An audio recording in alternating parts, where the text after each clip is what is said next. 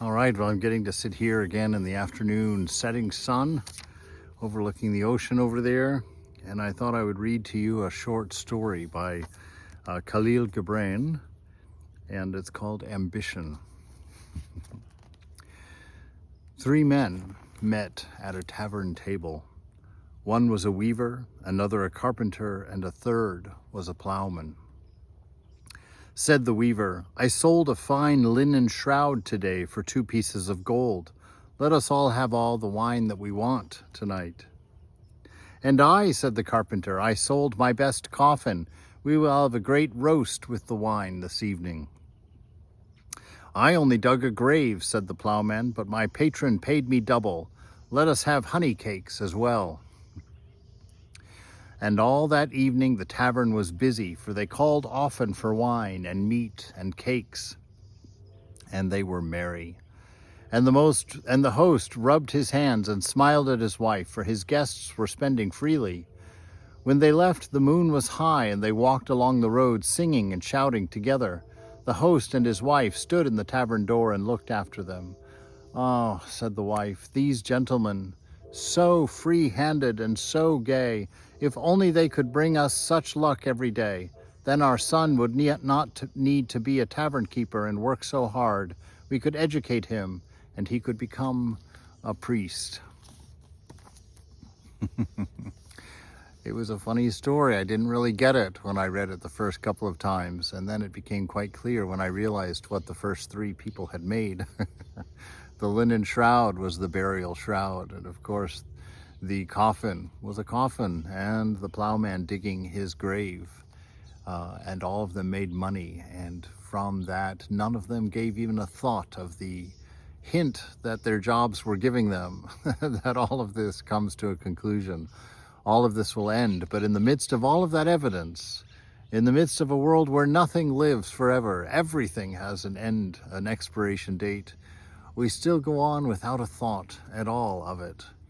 And it's not that I want us to be morbid about dying, and that we have to sit here and think about it, but it does give us a key to our divine nature and point us in the direction of finding that which is immortal and eternal, that which does last. All of creation points at it, but all of creation is constantly changing because the number of scenarios and vignettes to describe the divine qualities are infinite. And so this universe cannot remain static and last forever, because that would not be even a modicum of the nature of God. And so it keeps like a dry erase board, erase, create, erase, create, erase, create, erase, create, going on and writing eternal letters of the greatness and the beauty, the wisdom and the depth of the divine. And all of that is found in your nature. But don't get caught in the merriment of the merriment of distraction. Look at the evidence presented to you. I remember one time in the monastery I had been in for about 6 or 8 years, and I'd had a conversation with my father, and he was rather disappointed because he called and I answered, and he said, "So what are you up to?" And I said, "Oh, I'm cleaning a bathroom in the temple, and then I've got to do some weeding in the garden." And he said, "What is this? I've been calling you for 10 years, and every time I call you, you're weeding a garden, or you're cleaning a toilet, or you're cooking someone's lunch, or washing some dishes." He says, "When will you do something meaningful with your life? You know, when will you become a teacher?" It hit me pretty hard, actually.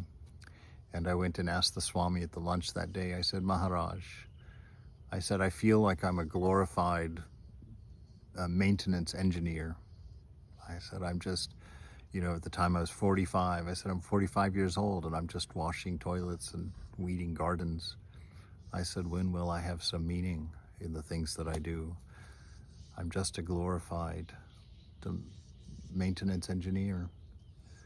And his surprise answered me. He looked at me and he smiled. He said, "Yes, it is true." He says, "But where will you be anything different in this world? Everybody is a maintenance engineer in this world." He says, "You see, in Vedanta, you are not a teacher when you call yourself a teacher." He says, "You are not a teacher when you get a degree or you get a certificate." He said, "In the Vedanta, you are a teacher when people come to you for learning." Be the kind of person that people will come to for learning. A safe haven, a lover of people, a kindness, a strength, a wisdom, a steadiness in being. Look around and learn from this scripture called the world that we live in. Find your nature. It's not in the changing. All that changes is unreal. That which is unchanging alone is real. Touch that space within yourself.